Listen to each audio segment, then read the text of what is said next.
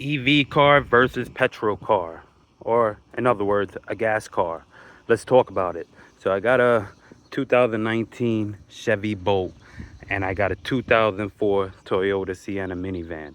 Now, for the market, I think there's room for both. There's room for both in the market when it comes to electric and when it comes to petrol. Now, let me give you a background of how this works for me. This may not work for everyone, but it works for me and my family. So, for our family, we need two cars, and that's because we're in rural Delaware. We got to drive everywhere. So one car is not enough because with kids, you always need a backup, and there's always running around. One kid got to go to this activity and the other kid got to go to another. So that's why we have two cars. But it was strategic why we chose one electric car and one petrol. The reason why, the electric car is used for local. Now we got kids, so we got to take them to school.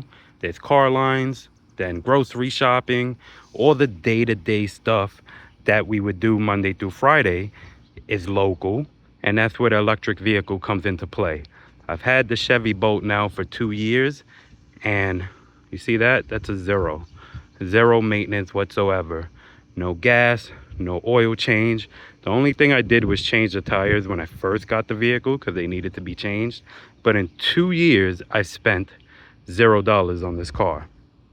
I've had the minivan now for 1 year, and again, we needed a second car, and we have the minivan for our backup and for our long distance.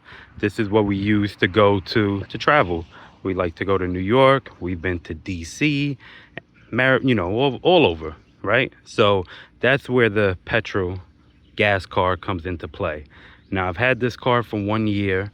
Have to do oil change, which I do myself, so just got to pay for oil and filter. But gas. Let's talk about gas. Every time I fill up this tank, we're at on average $4 a gallon, basically. So every time I fill up this tank, it's about somewhere around $80. Don't quote me exactly because I don't drive it a lot, so I don't really remember exactly how much it is. But again, gas prices fluctuates.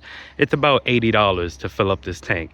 Now, within a year, I filled up this tank maybe a good 6 times, maybe. So let's average it out. Let's say I spent about $500 or $600 in a year on gas for this car, which is not bad for most Americans because most Americans are just driving gas cars and they're spending thousands of dollars. So, for 1 year, spent about $500-600 on gas, but still, Chevy Bolt, zero. Now, I charge it in my pole barn over there.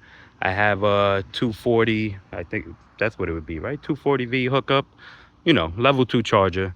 And when it comes to my electric bill, I don't see it in my electric bill at all. Now, I might be lucky with the electric company that I have, but virtually I don't see an increase in my electric bill. So when it comes to electric, when it comes to petrol, I think there's room for both on the block. There's room for both, but it just depends on what your lifestyle is. There's no reason to hate EVs. If it doesn't work for your lifestyle, cool, but there's no reason to hate it. I think there's room for both. I would not eliminate gas cars. I love that. I don't like hybrids. I don't want both electric and gas, and then the big battery goes out. You have a gas car, but the big battery goes out, you still need to fix it. So I like the idea of one's just electric and one's just gas. This one saves me a ton of money. This one's a backup. This is a 2004, still going strong, baby. They got 184,000. No, when I first brought it, it had 184,000 miles. Now I got about 188. Only put 4,000 miles on that in a year. The electric vehicle over 2 years, I've put about 16,000 miles. And again, zero when it comes to maintenance. All right, guys, let me know down in the comments if you have an electric vehicle, if you have a gas vehicle, if you're opposed to electric vehicles. Tell me your stories, tell me your experience down in the comments. Yeah, I'd love to hear from you guys. Until next time, peace.